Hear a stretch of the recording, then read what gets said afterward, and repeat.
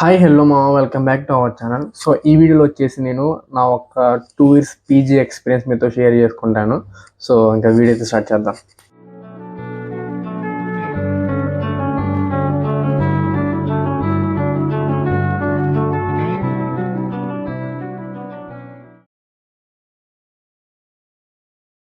Hi మామ. So ఈరోజు నేను ఫస్ట్ నా డిగ్రీ గురించి మాట్లాడుకుందాం. సో నేను కామ్గా బీకామ్ అయితే తీసుకున్నాను. ఒక స్పెషలైజేషన్ వచ్చేసేమో బీకామ్ కంప్యూటర్ అప్లికేషన్స్ అయింది. సో ఇప్పుడు నేను ఐసీటీ రాశాను అనమాట. సో ఐసీటీ రాసిన తర్వాత నాకు 30,000 ర్యాంక్ అయితే వచ్చింది. సో ర్యాంక్ వచ్చిన తర్వాత దానికన్నా ముందు నేనేం చేశాను మీకు క్లియర్ కట్గా చెప్తాను. డిగ్రీ డన్ అయిపోయింది. ఇంకా నేను పీజీ ఇంకా రాద్దామని అనుకుంటున్నాను. సో దాని తగ్గట్టు నేను ప్రిపరేషన్ చేసుకున్న టైంలో సో ఓకే, నా ఒక డిగ్రీ చాలా చిన్న కాలేజ్లో చదివా కదా. సో నా పీజీ కొంచెం పెద్ద కాలేజ్, కొంచెం రెప్యుటేషన్ ఉన్న కాలేజ్లో చేద్దామని చెప్పి ఫిక్స్ అయ్యాను అనమాట. సో దానికోసం ఇంకా సెర్చ్ చేస్తూనే ఉన్నా మంచి కాలేజీలు ఏవి ఉన్నాయని చెప్పేసి. సో ఇంకా ఆ టైంలో నేను కేఎల్యూ సీట్ రాశాను. సో కేఎల్యూ సీట్లో నాకు 100 ర్యాంక్ వచ్చింది. 100 ర్యాంక్ అయితే వచ్చిందనమాట. సో ఇంకా ఏమంటే ఇంక కాల్ చేశాను, అంటే వాళ్ళది కేఎల్ సెట్ సపరేట్ ఉండిద్ది. సో అది రాశాను, క్వాలిఫై అయ్యాను. ఇంకా అక్కడ అడ్మినిస్ట్రేషన్ వాళ్ళకి కాల్ చేసి సార్ నాకు ఇలా ర్యాంక్ వచ్చింది, సో ఫీజు ఎంత అంటే 3 lakhs అని చెప్పేసి అన్నారు.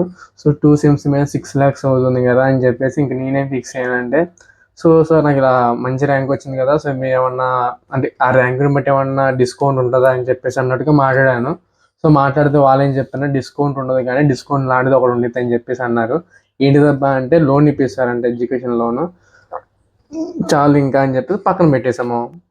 తర్వాత ఏఎన్యూ సెట్ రాశాను. ఏఎన్యూ సెట్లో కూడా మంచి ర్యాంక్ వచ్చింది. సో వాళ్ళు కూడా సేమ్ అది ఇయర్కి వచ్చి 60,000 అని చెప్పేసి అన్నారు. ఇంకా ఫర్దర్గా నేను ఎంక్వైరీ చేసుకుంటే ఏఎన్యూ యూనివర్సిటీలో అలాంటి ప్లేస్మెంట్స్ ఉండవు, జాబు రాదు, అంటే వాళ్ళు ఏది ప్రొవైడ్ చేయరు. ఆఫ్టర్ మనది ఎంబీఏ కంప్లీట్ అయిన తర్వాత మన ఇష్టం బయటకు వెళ్ళి చూసుకోవచ్చు అని చెప్పి తెలిసింది. అంత ఫీజు కట్టి ప్లేస్మెంట్ లేకపోవడం ఎందుకని చెప్పేసి అది అక్కడితో వదిలేసాను. ఇంకా ఆర్వీఆర్ చేసే కాలేజీకి వెళ్ళా, మనకి అటు సైడ్ గుంటూరు దాటిన తర్వాత ఉండేది కదా.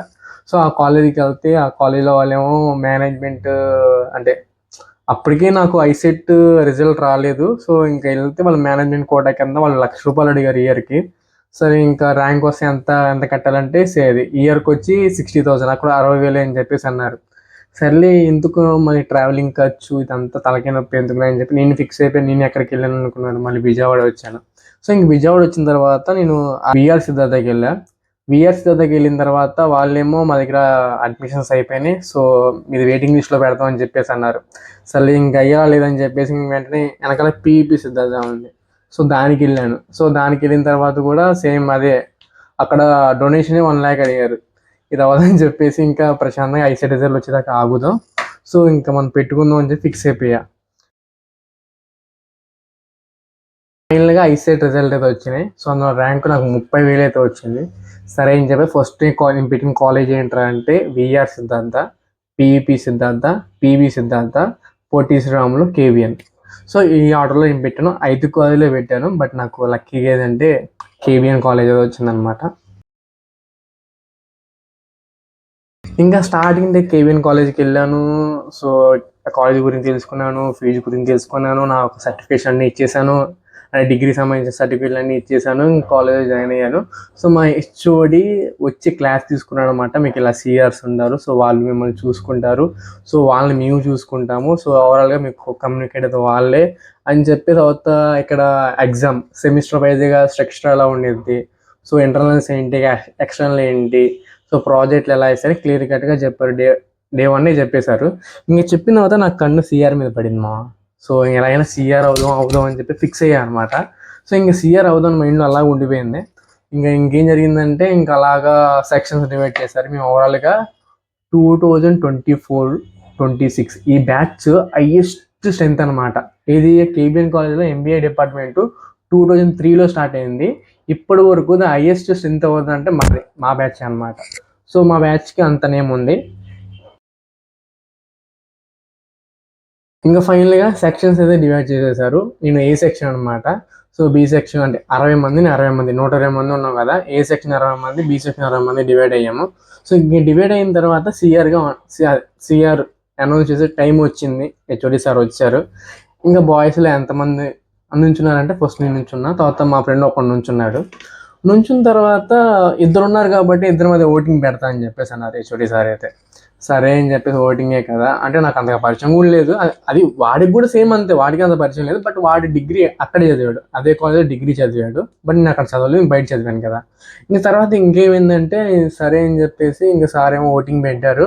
ఫస్ట్ వాడు వెళ్ళాడు స్టేజ్ మీదకి వెళ్ళి, సరే ఇప్పుడు వీటికి ఎంతైతే ఓటింగ్ వేస్తారో వేయండి, సో నెక్స్ట్ గౌరీకి అయితే వేయకూడదు వేసిన వాళ్ళని చెప్పేసి అన్నారు. ఆ రోజు ప్రజెంట్ అయిన స్ట్రెంత్ వచ్చేసి 40 మెంబర్స్.